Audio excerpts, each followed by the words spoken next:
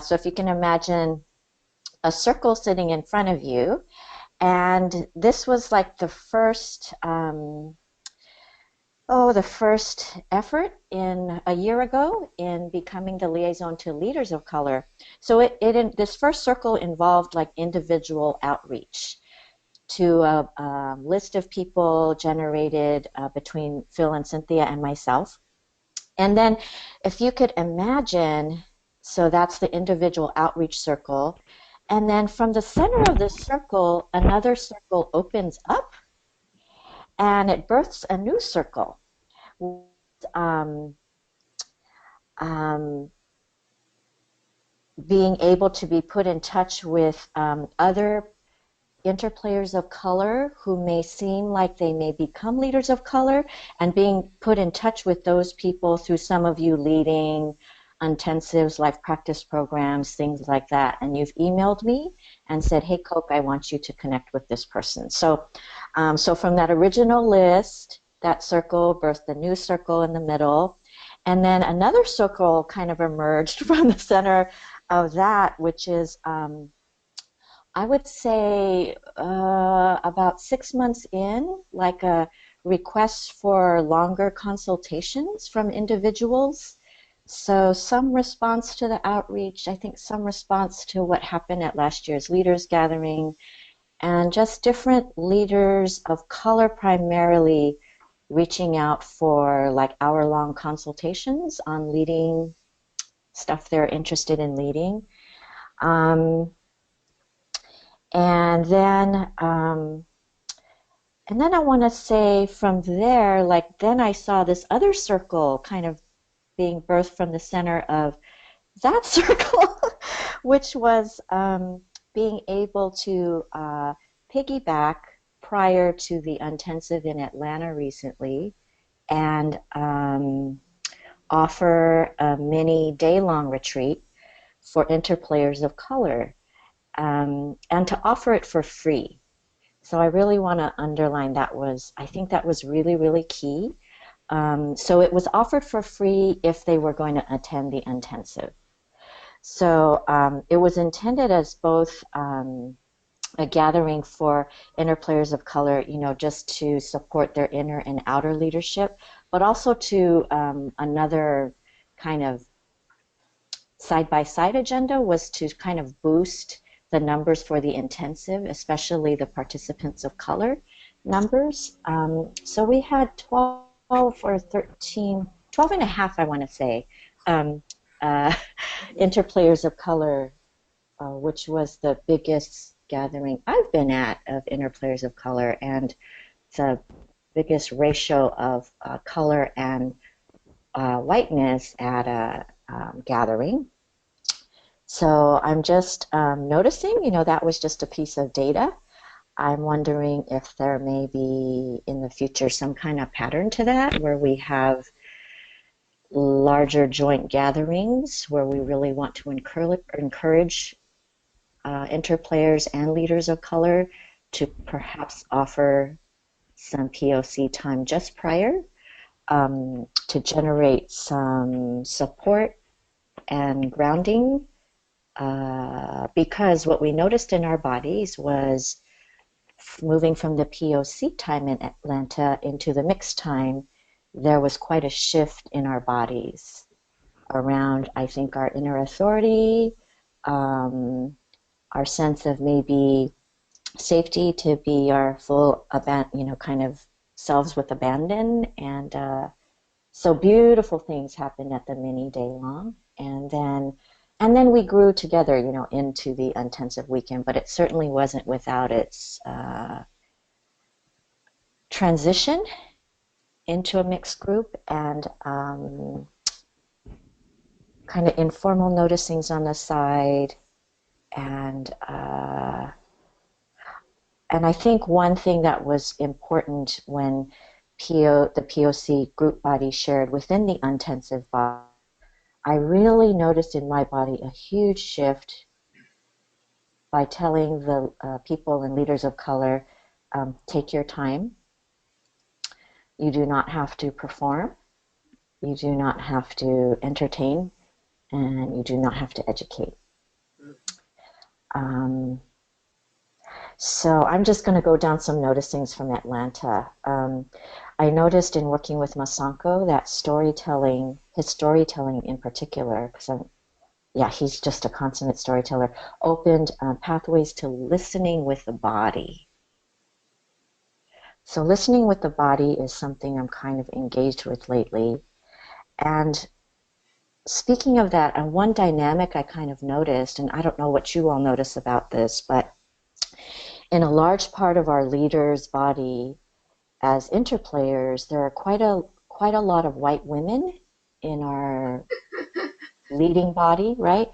And so, and I've noticed that these are white women, many who've had to really fight to be heard in their own lives. And so I notice a growing edge around this gracious challenge of listening without needing to be heard too soon when being with people of color who need to be seen and heard. So that's kind of a micro dynamic.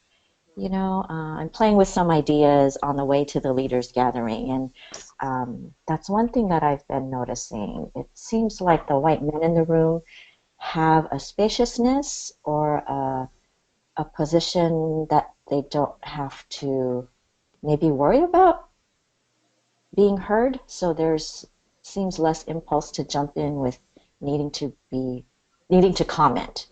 You know. Just something I'm kind of just holding, again, just data gathering. Um, One thing that came out of Atlanta that I really want to presence to the board is a huge desire for something longer than one day. So I just want you all to know how much the interplay forms and tools nourished, deeply nourished, and gave an amazing life-giving container for the dozen plus of us who gathered. And so there's a desire for more like a weekend retreat. And so, of course, in my hat, I go to, funding, you know, how would we do that? Masanko even talked about piggybacking it again on one of the next trips he's here for. Anyway, so those are some noticings from Atlanta. And I guess related to that, kind of wondering about the possibility of getting the leaders of color who may be coming to the leaders gathering to arrive just a little bit early, like a couple hours before dinner time, to have some grounding time together before transitioning into the group body. It seems like we have more of ourselves and more to offer the group body individually and as a community when we have that. Let's see. So there's these circles, right, that have given birth to other circles. And so what I'm noticing is that the first circle that happened, which is the first and second circles, which is me being introduced to different leaders of color or potential leaders of color, that hasn't stopped. So while this deepening work is happening, there's also new contacts being made. And so I'm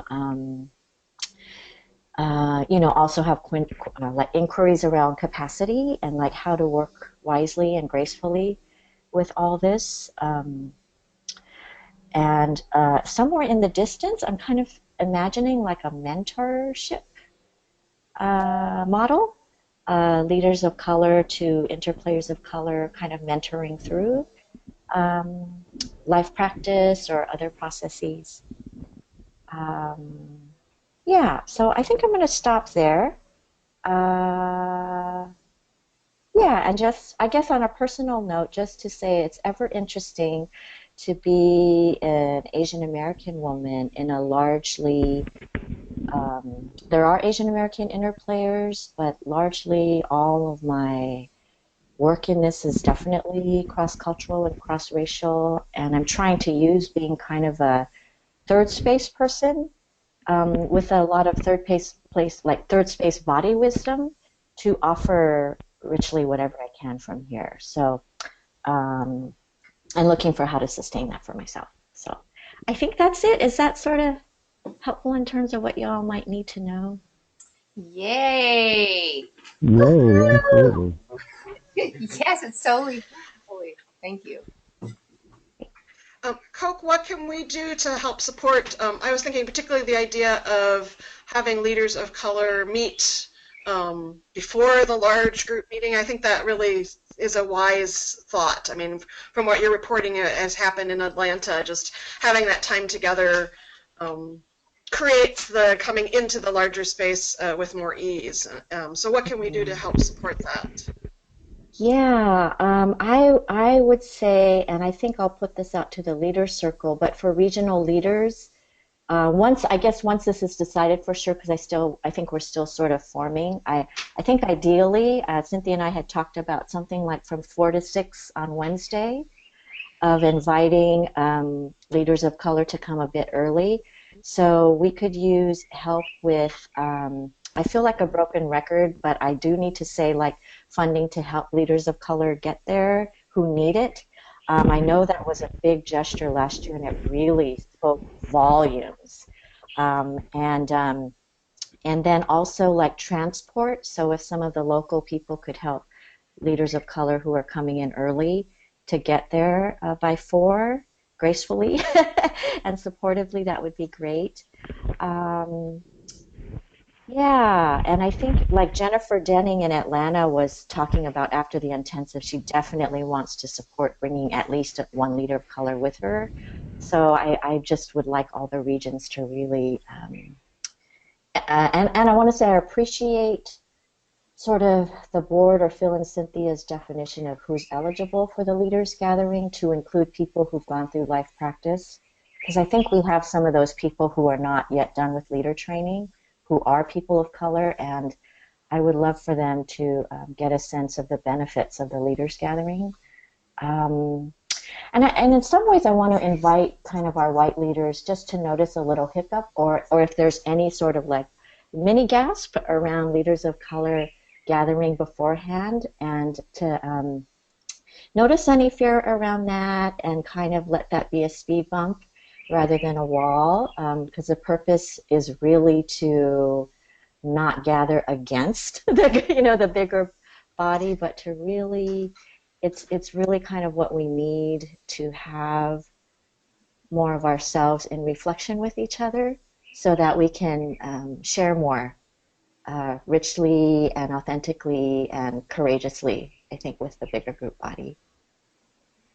That's what I can think of right now. Yeah. Great. Hi, Coke. This is Olaf. Hi, Olaf. Uh, just a question about communication. How did people find out about the People of Color session? Yeah, that's a really good question because it was on and off again and on and off again. And it was off, and then I heard somebody who was already signed up to come to it. So then it was on. And it was so rather late, it got posted on the website. And then I have a Leaders of Color email list that I sent that out to.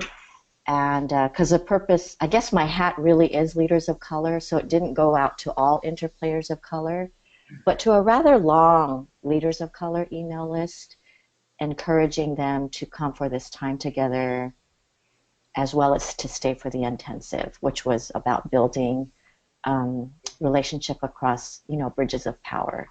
So I think I'm still learning quite a bit.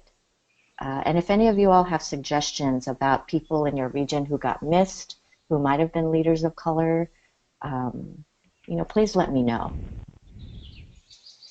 Thank you. I have a question for Phil and Cynthia, actually, is if there are people, particularly people of color, that we are wanting to encourage to become leaders, might they be invited to Racine? Or is that, what do you, We don't have a closed door, so I think it really depends on the intuition of the and just consulting with us. This person, they're, really great. They've been coming. I can, it's sort of like if they're really at the front end of a lot of interplay, but they have superpowers, yes. If they are kind of like demonstrating that this is really helpful to them, and just being around more around healthy leadership would be helpful, probably yes. We are, I think you'll hear more pretty soon, as Coke has expressed, the challenges of really opening ourselves up both around the millennials and the leaders of color, and starting to get a lot of traction. And so what that means for us as a community, it's very exciting. And it's also financially exciting, but it's a real stretch. So we have to have some, sustained conversation around that. And I just wanted to recognize that Kelsey came on a few minutes ago, and I have a feeling she has something to say.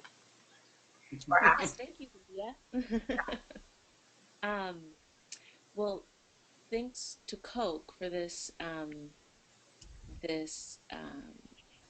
recap of where things are with people of color, and it's really encouraging to hear about some of the work that happened in Atlanta, and particularly that experience of having a particular gathering for people of color outside of the intensive. And the one thing you mentioned was the idea of a people of color retreat specifically, and then sort of also mentioned some questions around funding. But I just wanted to say that I wholeheartedly support that idea and would love to be a resource towards exploring that. So, and I can offer time and my own experiences organizing, but I think something like that would be incredible just for connecting with other people of color inside Shambhala, the mandala.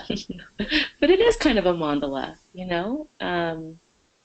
we are a international community, and so I would be just also curious to hear their stories and connect and feel that support. So I really like that idea. Also, I think this is what Coke was saying, but just to make it clear to everyone that the Leaders Retreat is open to anyone already who is in the Life Practice program or has graduated from it, whether they've done leader training or not. So that's a likely crowd of people. I think I'm just going to take a little moment to. I think we said this in the email, but we've decided to move the conversation about programming around racism and racial justice to within the gathering itself, rather than trying to do it in that in-between time. And part of the reason for that was that as we started making a list of the people that we thought might have a stake in that conversation, it was a really long list. There were 50 people or something on it. And I think we are going to go ahead and send out an email to all of those folks, inviting them to be part of that conversation, which means, of course, considering coming to the leaders gathering itself. So we would hit some of the folks who might have a particular interest in that initiative, and kind of an extra little push to come. And as we've been doing with most of our events, we will be using tuition proposals if there are people who have concerns about how to pay for it, that people can make proposals to us, and then there's some other ways to work around that. So if you have people who you think might be interested, or you would like groups to come, don't let the money part of it be the barrier. We can try to work around that. As Coke has kind of suggested, there's always kind of the financial challenge of supporting that work. But at this point, we really want to encourage it. So I think we'll do what we can. And I don't see any problems. I think it's a fabulous idea to have people meet from 4 to 6 or whatever. And as soon as those details are clear, I mean, we have the space. That's not going to be a problem at all. And if we, as soon as we want to kind of settle on that, Coke, we'll add it to the information on the website. And, if there are things that we can do on our end to communicate about that offering. we'll do that. And just because this is when it's happening, that we're talking about this, for the board, the intent around the underlying intent around the conversation that would be held inside of the leaders gathering, probably in a full afternoon, is for people to help us explore what it means to have a variety of programming that's related to race. And racism. So like we have Waking Up White now. We have we have a leader of color liaison. We have changing the race dance, but we don't really have kind of a collective way of seeing what all this burbling up is, what it is, how is it related to us and all, and what meaning do we make of it, and how might what's happening be what kind of wisdom can we gather from the community about where the community feels we want to go. And it's typical of Phil's and my approach to, bear the burden of decision making, but usually once we've gathered quite a lot of data, like Hoke is saying, and usually step by step. And this feels like one of those times. And we decided not to do that just in the board, but to do it with as many people who wanted to play as possible. So I'm really looking forward to that. And yeah, looking at this list of all the people who've been involved in the changing the race dance organizing, massive organizing in communities, and most of our life practice program leaders have touched on that. And also just the people that have really entered into the conversation, usually with a lot of experience already around racism and training, but looking at the interplay approach to that, really amazing. I think commitment. So that's exciting. Anyway. Can I just make one more note about getting leaders to the leaders gathering? So, and I'm being inspired by seeing Sheila's face on the screen. I think Sheila was really key in getting like Tony and Laverne to Atlanta. So thank you, Sheila. It makes me realize I'm not in touch directly a lot with our regional leaders.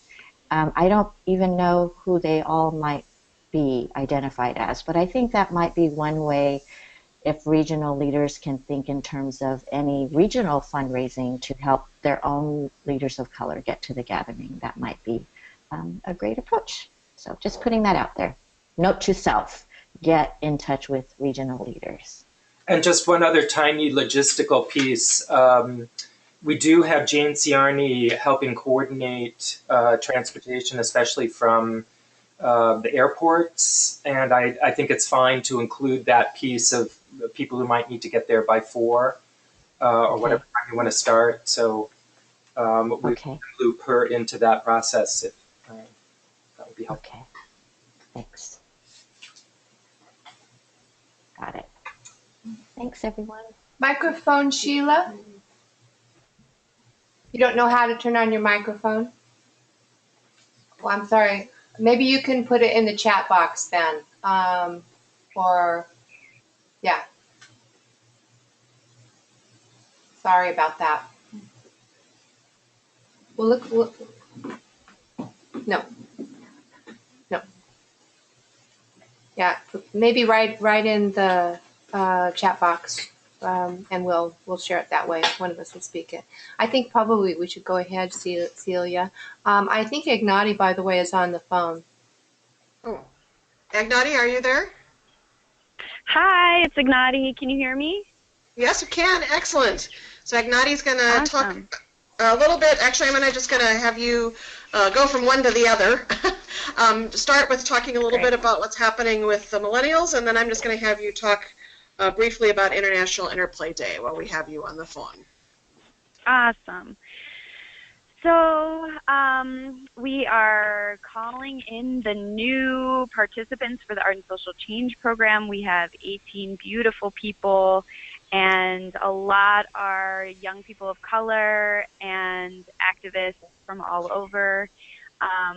So this year we're actually doing a donation fundraising campaign where the participants can ask their communities for funds for their tuition, but any sort of momentum we can build around that is fabulous. So we're just trying to get everyone there that wants to be there. So I'm just really excited for this coming year. We have Natalie coming to, do some training and help with some facilitation. So that's really exciting. And we had a group of 8 or 9 facilitators come to Chicago and do workshops looking at the intersection of theater of the oppressed and interplay.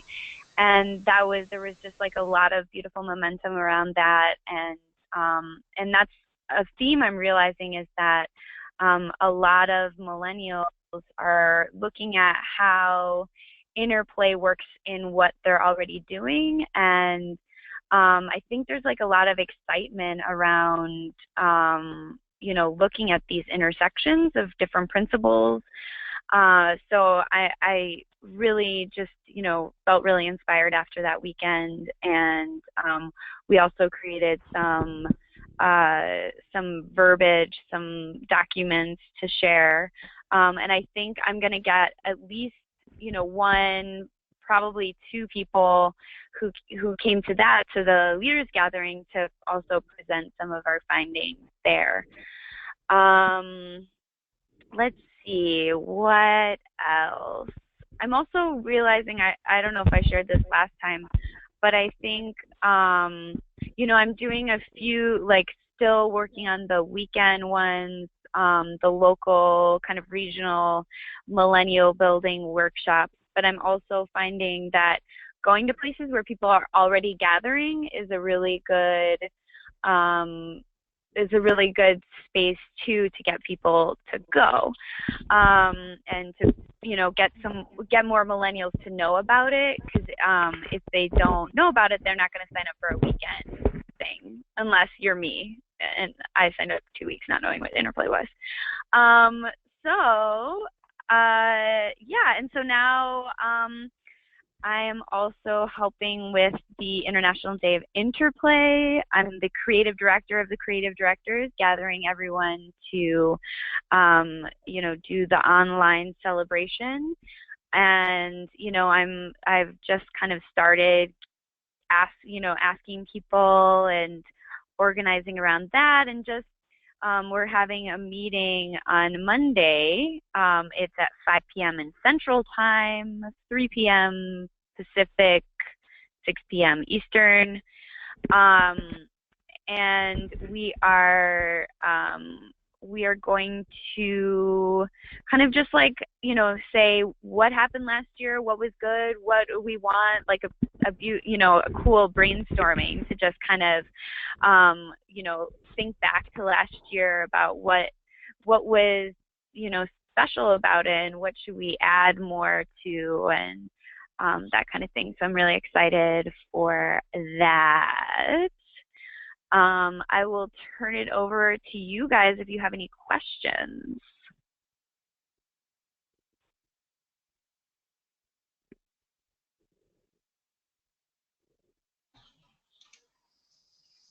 Can't hear you, Cynthia. There needs to be a special sign like this or like this. I can't hear you. I find myself doing that all the time too. Oh my God. Thank you. Just on behalf of Phil and me, just how much incredible joy and confidence and trust we have in Ignati and Harriet and Coke.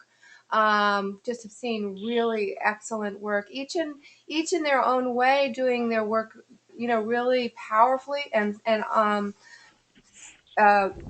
doing excellent work, and it's so inspiring. And I just want to thank each of you, Coke and Ignati, for your fabulousness. And Harriet, we've I just had a meeting with this week and spoken with her directly yesterday about her work and where she's going, and how that's going.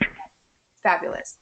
So yay, team Interplay for all of us for supporting this movement and this development out of the 25th anniversary. And lucky for us that we have awesome us. So yay. Thank you. Yeah, and I'd like to just second that. It's so exciting, the work that we're doing and the ways that we're progressing and the questions that we're having and the gracefulness with which we face our speed bumps as we go through this process. It's really thrilling. So just in the interest of making sure we get everything covered in the meeting, I think this is a good time to, well, I have next on my meeting to talk about the development director position and Theron transitioning out of that. So I'm going to turn that over to Phil and Cynthia to talk about that. Hopefully you all know that Theron had a conversation with us a couple of months ago expressing his desire to shift his work with us and to move out of that position. And then I think most of you also know that he got ill not too long after that and had to have surgery and is still in the recovery process from that. I think he's doing quite well. But since that kind of happened in the middle of our conversations, we both decided to let that rest for a bit and also to let him know that we wanted to accommodate whatever his schedule, newly revised schedule might be in terms of his employment. So we recently received a proposal from him that I think we're going to accept, which is that he would continue to work full-time through June and July. And then after that would go on working with us on kind of a retainer basis. So we would be paying him a certain amount each month so that we could turn to him for consultation when we had questions or concerns, and that he could be doing continue to do some of the higher order strategizing and helping direct those of us who are carrying out various parts of that work. So, the things, the kind of the two pressing things that are coming up in terms of fundraising would be the International Day of Interplay and then the end of year campaign.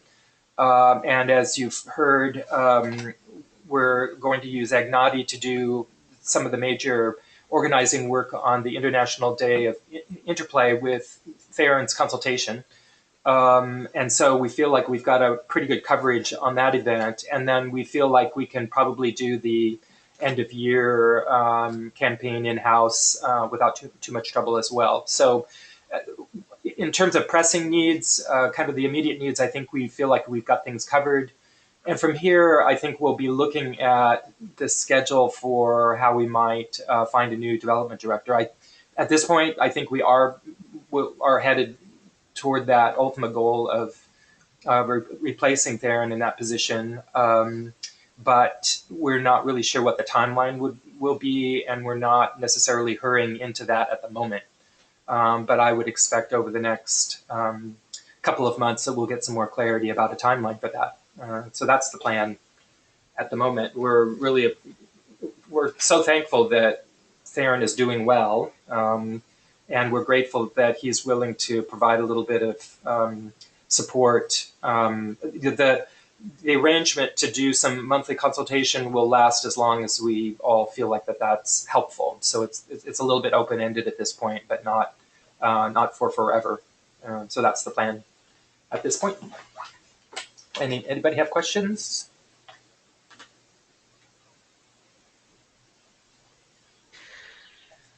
I'm just going to jump in and reiterate what I said in the initial email about this, is if people have ideas, have some names of people that might be good for that position, we'd certainly be interested in hearing them as we're having this conversation. And I'm sure we'll talk more about this this summer, the board meeting. I have a question. What does the development director do?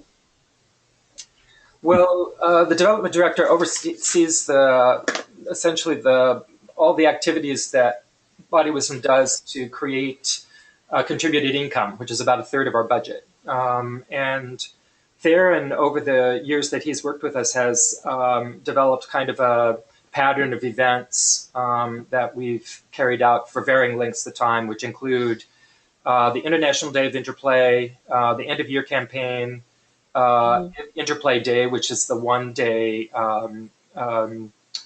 activity, and then reaching out to major donors. So creating relationships with donors and then also soliciting contributions. He also is looking at the Giving Wings Society, the growing of that group of people. And what else? Will's basically, what do you call it, legacy giving. Legacy giving, yeah. So that's something that we're not too developed at in terms of a practice. That means basically helping people with their end-of-life wills and stuff, and making Interplay part of their legacy. And creating the annual report was also something that he would initiate. And then strategizing around narrative arcs, meaning arcs around money and support, which, a lot of times he might start on that, and I'll be part of that, and then we loop in Phil, and then we kind of come to a consensus around, so all the languaging around the 25th anniversary and having a cohesive understanding of what we're doing. So he's done an incredible job over 7 years of really building the bones of a good, healthy process, and a process that we can grow. And I think one of the reasons why he's gone or is moving on is because he really works best at the higher end and not at the practicalities of this. So we've in the past hired Katie Hymans last year to help with International Day, and also with the Give Interplay Day, which is a 1-day give, where we're focusing on special projects. So he also does an incredible amount of work to help me stay on track and strategize about languaging and asking individuals for support, who to ask, when to ask, how to ask. And he would also... That's what I was going to... Yeah. I was just going to jump in to say that very thing. Having served with him on the fundraising committee, he's really gifted at helping people who might have reluctance or unfamiliarity of how to talk to people about money. He's really gifted at helping a person feel comfortable in doing that and empowered in doing that. He's, it's a really great interpersonal gift he has as well. So just wanted to add that. And one last piece, the development director would also coordinate major campaigns, the sorts of things we might only do every 3 to 5 years. So the 25th Anniversary Fund, that was one, and the Million Connections campaign that we did a number of years ago, that was another. Those would be not yearly things, but things that happen every few years. Want to be one?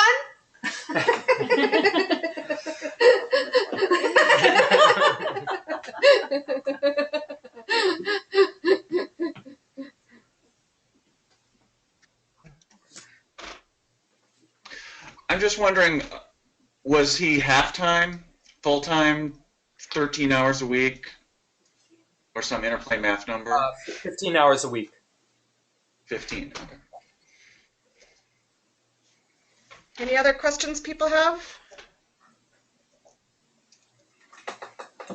And I just want to say, Kate said in the chat box, we are so grateful for Theron's return to health, and absolutely, that was very frightening, and I'm glad that it turned out to not be as serious as we feared in the first place. So that's wonderful. Well, I think we're at the point where we need to shift to talking about the budget and financials, and I'm going to turn that over to Phil and Stephanie. Oh, you did all the summary stuff. Stephanie and I were just trying to get the other person to take charge. And it looks like I win.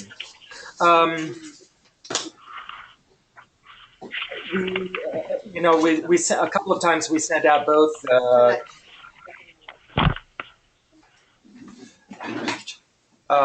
We sent out copies of the budget and the budget summary a couple of times now. So hopefully you've had a chance to look at that.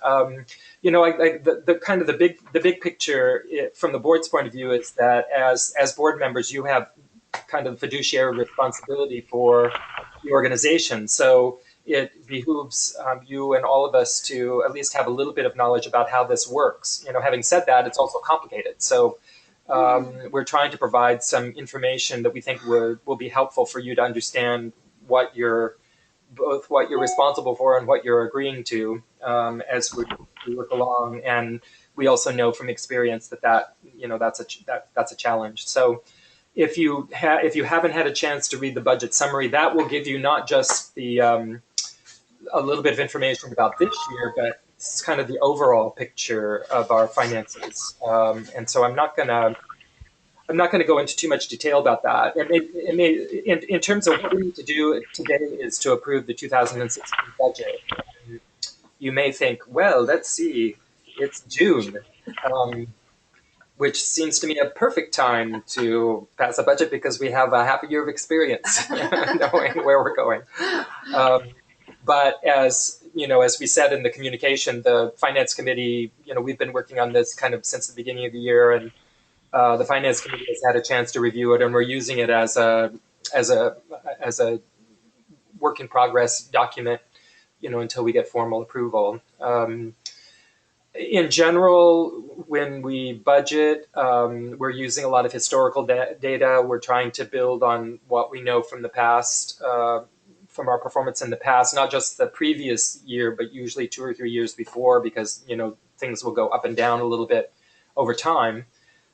So we're working with that kind of information, and we may be making some probably relatively small shifts in those numbers, trying to get them to be a little bit more accurate. And then every once in a while, we'll be adding a piece or taking away a piece based on our particular plans. So the one thing that we have done this budget is that the leadership fund, where we raised more than $100,000, is funding some these extra positions that we have for Harriet and Agnati and Co., as well as doing some support staff increases.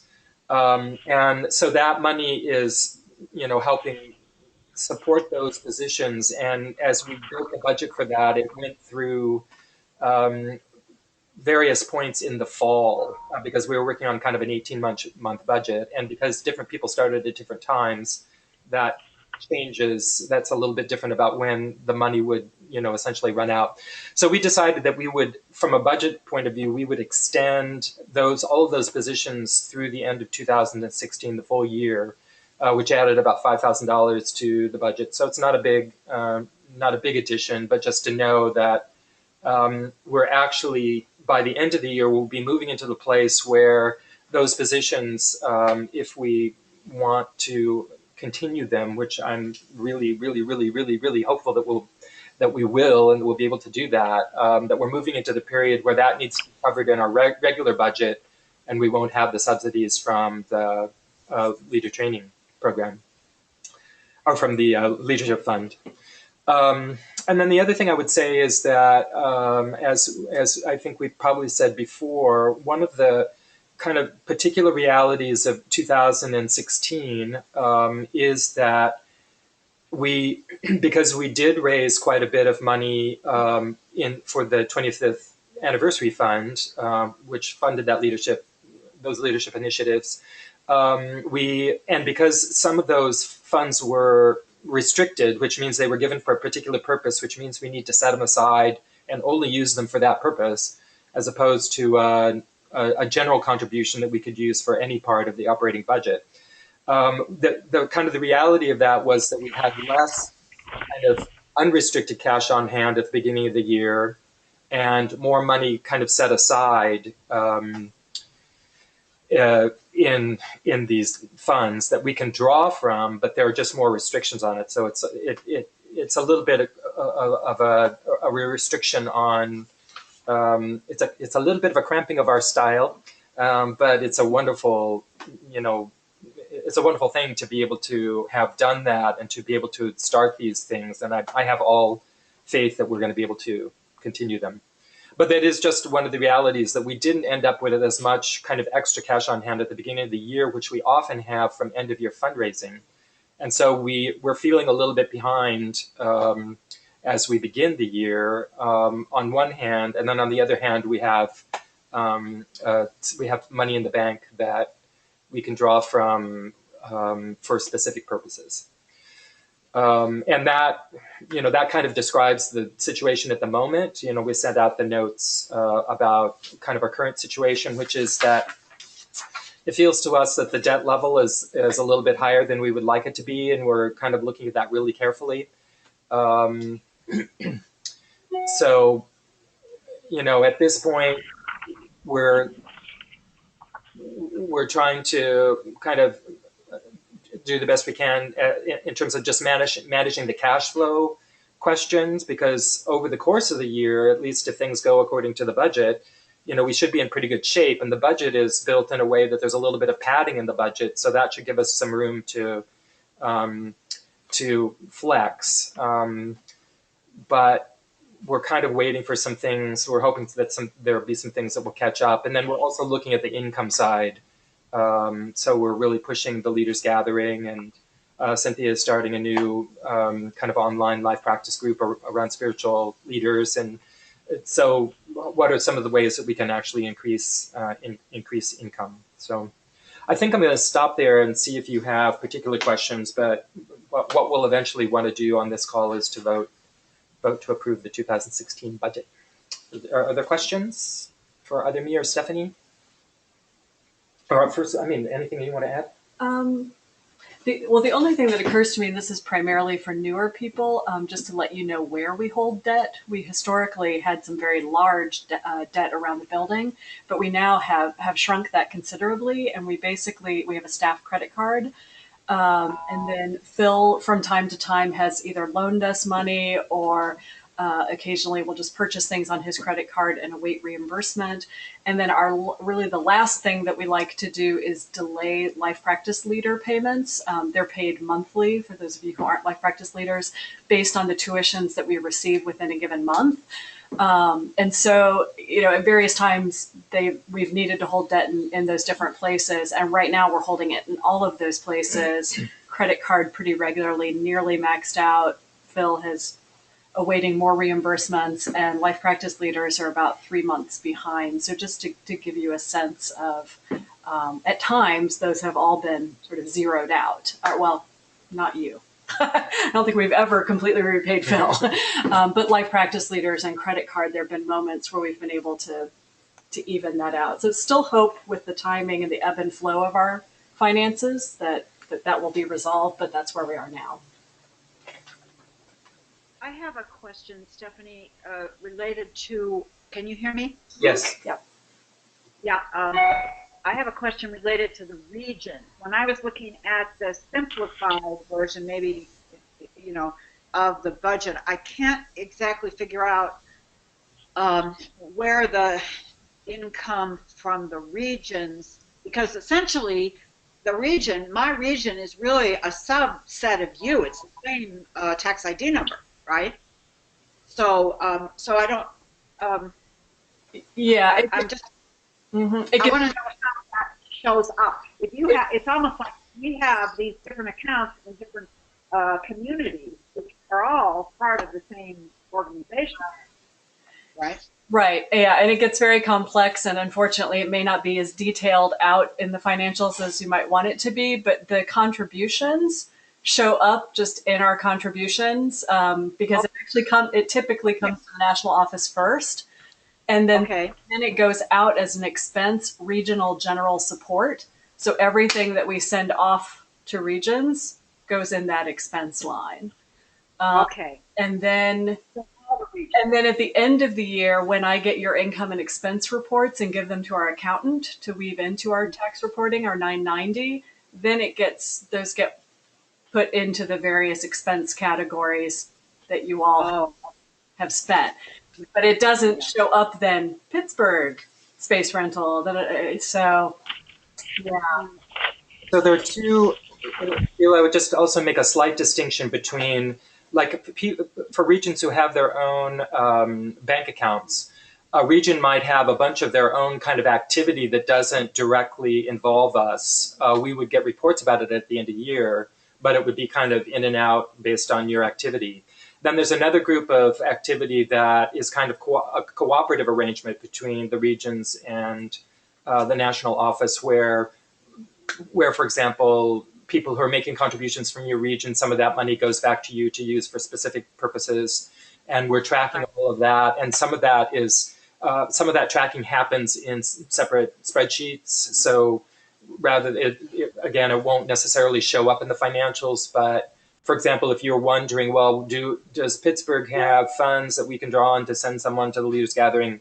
We can answer those questions for any of the regions. Well, it's actually, that's why I have this question, or I need to have more clarity about it, because if we go back to the earlier conversation about something like what happened in Atlanta, where people wanted to come, and or if in the future a region wants to do something, like what was done in Atlanta, some of that funding is coming from the region, and some of it is coming from perhaps the national.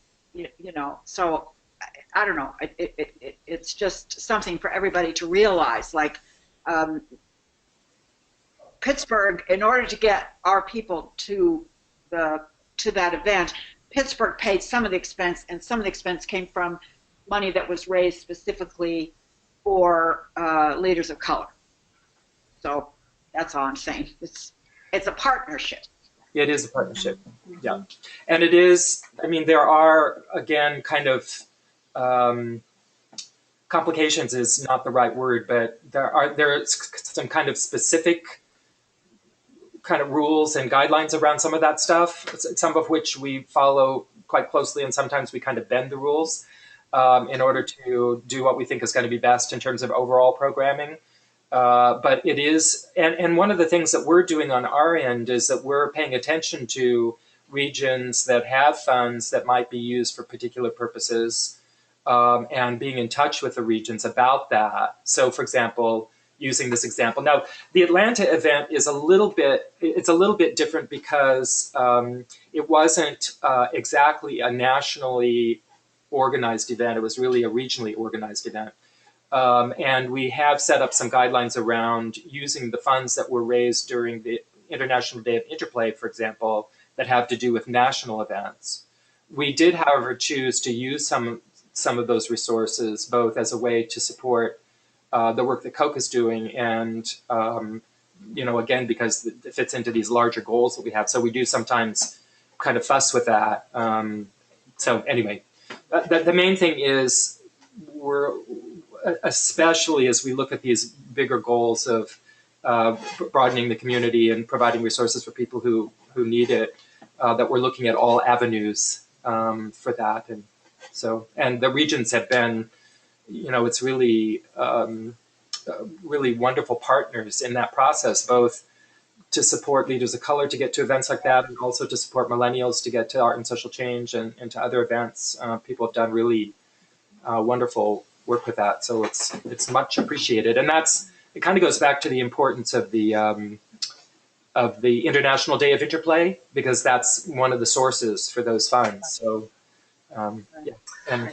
I just want to, because this had come up to me, and I just want to say it to the board as you all are ambassadors for our national, mission and messaging, or whatever it is. The emphasis on millennials and leaders of color is a strengthening practice, but we have always been supporting people to come to events at low or no cost. And so for particularly elders who are low income now, and anybody who's in transition, it's been our practice to try to work with people. And so I want us just to hear that as part of our messaging, because some of our folks may start hearing that they're not being supported. And some of them have said that to me. Why not da-da-da-da, right? And so I feel sensitive to that. And I want us as a board to kind of collectively carry that actually that is our position. But it feels like we have to really name these special groups since now we're old. and we're not leaders of color. We have to be really intentional. Well, and I think as board members, we have to recognize that when I always go back to the model of private schools, if it costs $7,000 for the tuition and we want this person to come who doesn't have the money, then the alums or the board have the responsibility to raise the money for that. Because you still have your electricity, you still have all of that, so that's part of our And unfortunately, we don't have a full language of privilege or any of that. For all people in our cultures and country yet. So we don't necessarily all navigate by that, but those gaps of understanding. But I really want to honor that. I'm particularly interested in our elders and any leader who knows that this would be really beneficial. And I know that we all are as a community. So any other questions about the budget or financial situation?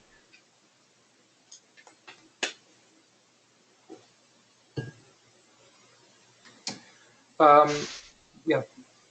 I was just wondering, are we ready to move to a vote? I think so. Okay. This is Olaf. I actually just have one question on the budget. For last year, in 2015, I noted that, well, I guess, how much did we actually raise outside of the special 25th anniversary on the contributed revenue? And how close do we make that to the budget that we had planned for that section? Contributed revenue not related to 25th. This rough idea that we come pretty close, 60, 70%, 90%.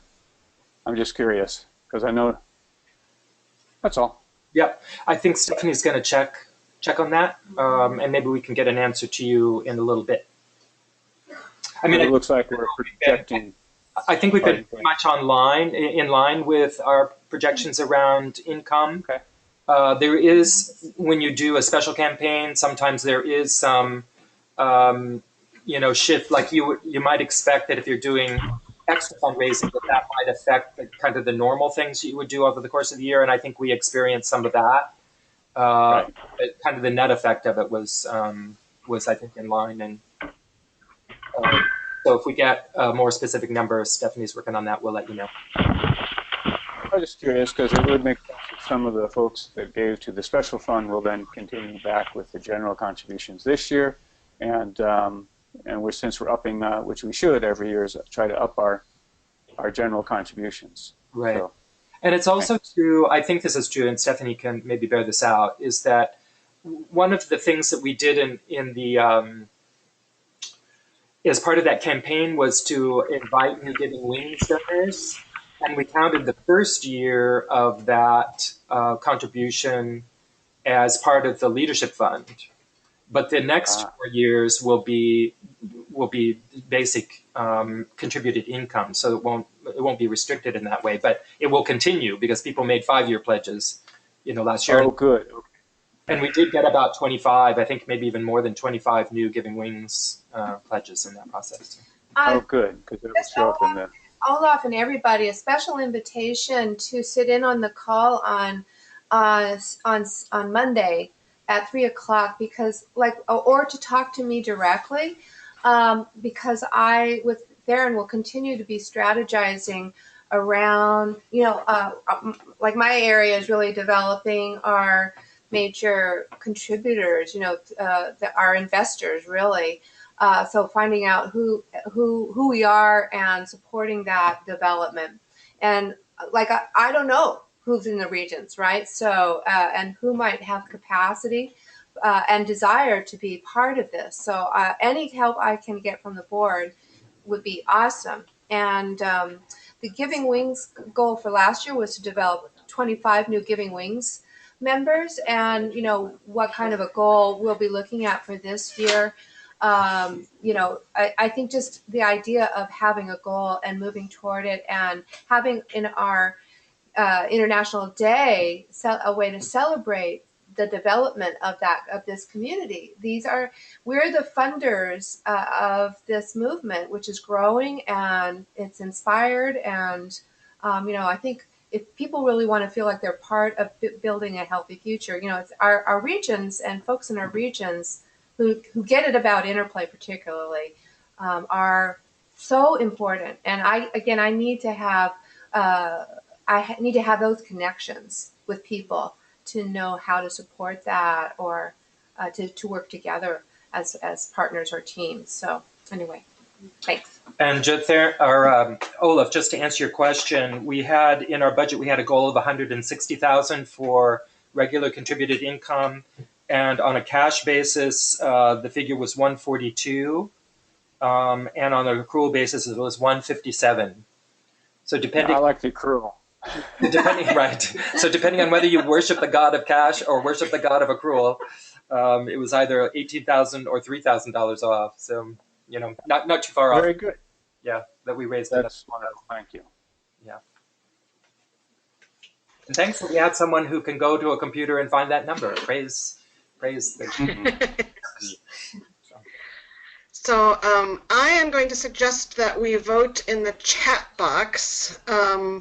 And if you want to come on screen and give your thumbs up, that would be great, but it's going to be easier for an accurate count if you put it in the chat box, is my suggestion. So I would like to propose, I don't know how to do this for sure. I don't remember my Robert's Rule of Order. Well, yes, I put forward a motion to pass the 2016 budget. If all in favor, say aye. So write it in your chat box. I second the motion. Oh. I seconded the motion.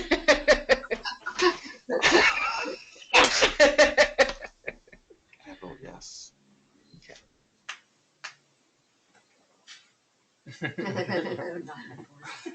So Sherry was a yes. Kelsey is a yes. Cynthia and Phil are both yeses. Kate is a yes. Was there anybody on the phone that Jeff is a yes. Jeff is a yes. All right. Davey's not on the phone anymore. Okay. Ignati is a yes. Ignati is a yes. And Celia is a yes, and I think... Did you get Olaf? Yes, I got Olaf. Did I get Davey? She's not on anymore. She's not on anymore, okay. I wrote Coke said yes, even though she's not on the board, yay. I said yes, Sheila. Sheila said yes. I've got you. All right, I think we have... Is this a record or not? Like, do you need to vote, or do I need to vote in the chat box? Okay, I will I'm write just that. wondering. That's a I good don't idea. know. Is this Celia recorded? and Marty. Yes, it's recorded. Okay. Say yes. All right. So that is 1, 2, 3, 4, 5, 6, 7, 8, 9, 10, 11. That is a majority. So the budget, 2016 budget, has passed. Thank you. Yay. Yay. Wanted to say one more thing before we close the meeting and see if Cynthia and Phil have anything else. But one more thing is to remind you to please let me know if you are coming to the board meeting in Racine. Also, it would be nice actually if you tell me if you're not coming, so I can just keep my tally accurate.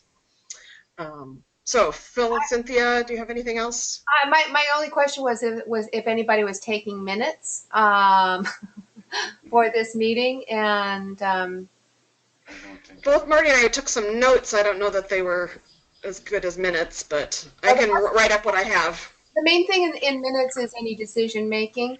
So it doesn't have to have a recording of this call, but probably the main thing is to have it in some minutes that we pass the budget.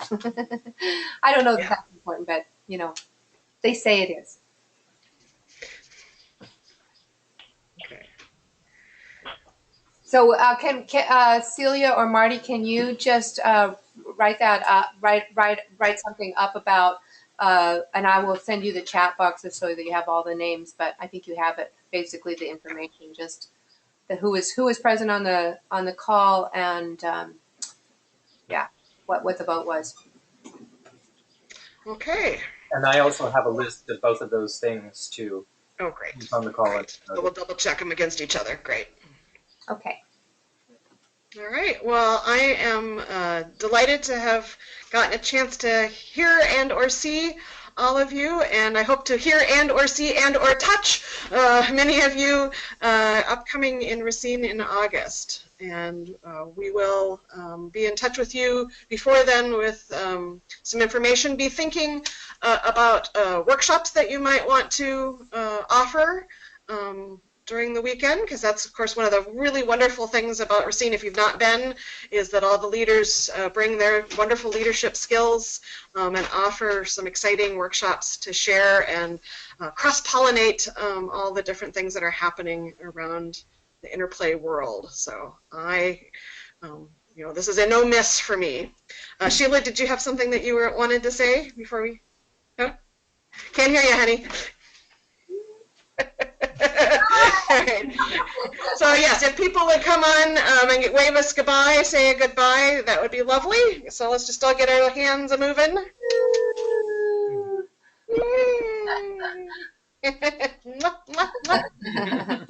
Bye. Thanks. Bye, everybody. Thank you. All right, bye. Bye, Kelsey. Bye, Kelsey. Yeah. All right. All right. Anything else, Phil and or Cynthia? I'm going to save the chat log for some reason. I don't know why. And that's it. All right. Okay. Thanks. We'll be talking soon, I'm sure. Bye, Marty. Yeah. All right, see you soon. Go Minnesota. All stars.